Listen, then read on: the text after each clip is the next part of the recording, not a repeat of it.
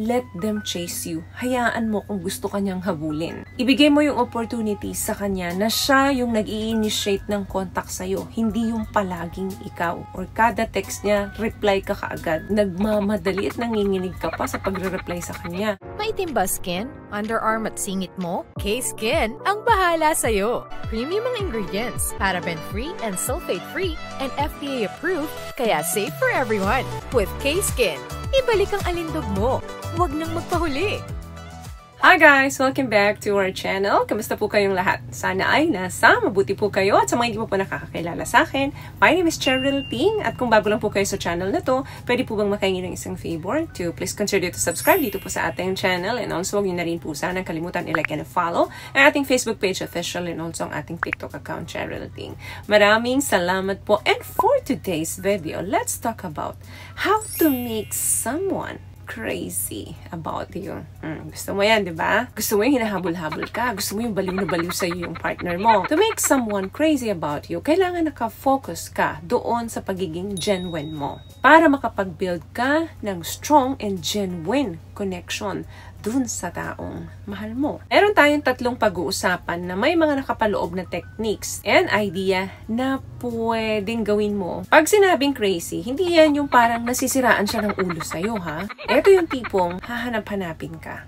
Ito yung tipong ikaw talaga yung right one para sa kanya. Ikaw talaga yung best na hindi mo kailangang maglaro or mag-manipulate doon sa partner mo. Number 1, build attraction and connection. Anong ibig kong sabihin dito? Una, be yourself and confident. Authenticity is very attractive. Be proud of who you are at hindi mo kailangan mag-pretend na ikaw yung someone else. And pangalawa, kailangan marunong kang makinig. Listen deeply. Pakita mo yung genuine interest mo sa hobbies niya, sa dreams and feelings niya. Magtanong ka, hindi mo siya kailangan i-interrupt na mas magaling yung dreams mo sa dreams niya. Na kailangan mas validate yung feelings mo kaysa sa feelings niya. Always listen deeply. Lahat tayo naghahanap ng isang taong makikinig sa atin. At pag yan ang nahanap mo, magiging the best ka sa taong ito. Kasama sa attraction and connection na dapat napapatawa mo ang taong ito. Yung meron kang sense of humor and playfulness, kadalasan sa mga babae nga, mas hinahanap yan kesa sa itsura eh. Kasama rin sa attraction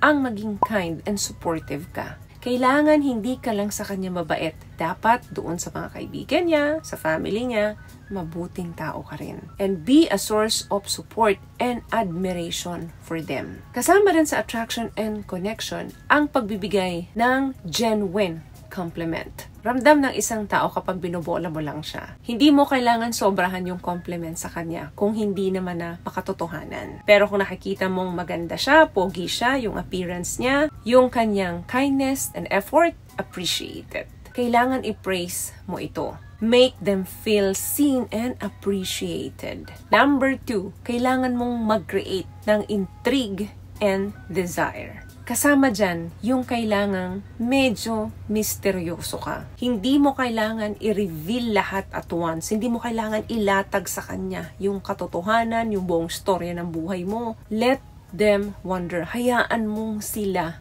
ang mag-isip and dumiskubre ng tungkol sa'yo. Kasama din sa intrigue and desire ang paggamit ng distance. Hindi mo kailangan maging available ka ng 24/7. Paminsan-minsan or occasionally, kailangan i-decline mo ito. Or say no. Halimbawa, in-invite ka niya, no? Well, pwede mong sabihin, next time na lang. Huwag yes ng yes sa kahit na anong sabihin niya sa'yo. Kailangan ng distansya. What I love about this product, itong No More Dark Secret ng K-Skin, bukod sa may advanced whitening na siya, na kung saan pwede niyang matulungan na pumuti yung mga singit-singit mo, moisturizing, meron siyang anti-irritation, antibacterial, maintain healthy pH level. Hindi lang pambabae, meron din po tayong pang lalaki. Kasama din sa intrigue and desire na let them chase you. Hayaan mo kung gusto kanyang habulin. Huwag mo siyang pipigilan. Ibigay mo yung opportunity sa kanya na siya yung nag-i-initiate ng contact sa'yo, hindi yung palaging ikaw. Or kada text niya, reply ka kaagad. Nagmamadali at nanginginig ka pa sa pagre-reply sa kanya. Kailangan pinupurso ka niya dapat niyang gawin sa'yo yun. Pero hindi naman yung nagpapaka-hard to get ka. Yung mga bagay na kaya mo lang balansehin ang magsasabi ka ng no. Or mga bagay na kaya mo lang tiisin. And create fun memories.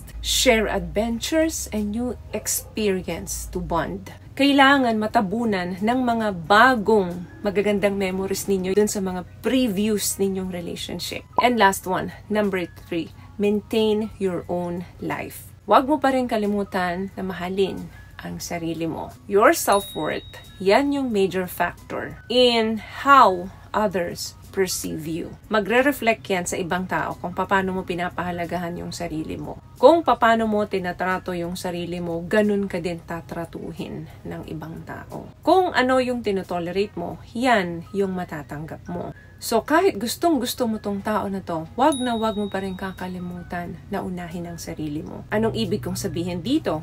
Have your own life. I-pursue mo pa rin yung mga goals and dreams mo. May sarili kang kaibigan, may sarili kang kasiyahan. Have fun with your friends. Ipakita mo na you are independent person. So, may ka bang tips sa mga napag-usapan natin ngayon? At kung nagustuhan mo ang ating video, please give it a thumbs up, comment down below, and also share this video na rin po sa mga kaibigan na sa tingin nyo matutulungan ng video natin. Once again, palagi po kayong mag-iingat at palagi po kayong manalangin. Thank you guys for watching and see you in our next one. Always love yourself and be a blessing. Bye!